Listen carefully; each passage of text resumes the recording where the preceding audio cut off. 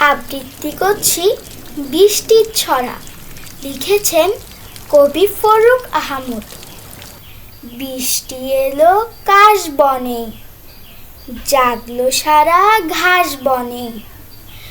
বকের শাড়ি কোথারে, লুকিয়ে গেল বাঁশ বনে। নদীতে নাই খেয়ে আজে, ডাকলো দূরে দে আজে। কোন সে বনের আড়ালে, ফুটলো আবার কে আজে।